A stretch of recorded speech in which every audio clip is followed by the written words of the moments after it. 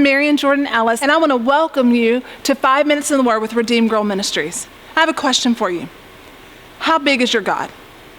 I ask that question because we, on a daily basis, we face situations that we feel overwhelmed by.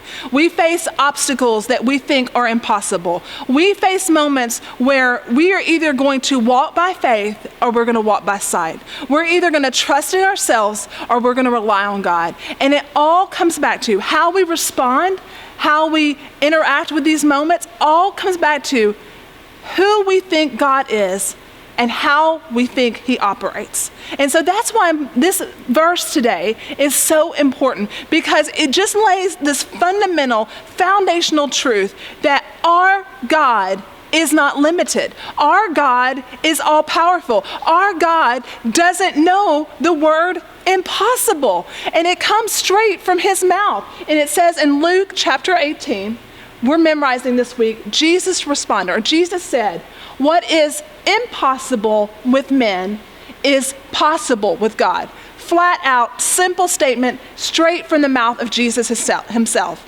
As we always do in these studies, we want to look at three things. We want to look at the context. What is the context of this conversation? It is in the book of Luke. Now, we know that there are 4 gospels: Matthew, Mark, Luke, and John. Each gospel is written with a little bit different angle or perspective, or what it's trying to accomplish. The book of Matthew is portraying Jesus as the King of Kings who's come to reign. The book of John is focused on the deity of Christ. Now, the book of Luke, it is setting forth Jesus as our sinless Savior. Now, the reason that's important is because the context of this conversation is a guy who's come to have a conversation with Jesus, who is hoping in his own righteousness for salvation. He's looking at himself and saying, I hope that I can keep all the rules. I hope that I can check all the boxes and do all the things that are going to please God. And so he and Jesus start having this conversation, and in it, Jesus says, okay, we'll do one more thing.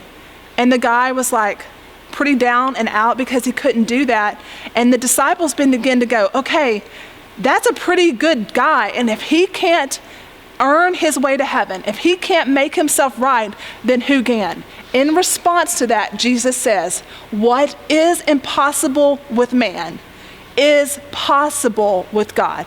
What does that mean for you and I? It means that it is never about us trying to make ourselves perfect in order to please God, because that's impossible.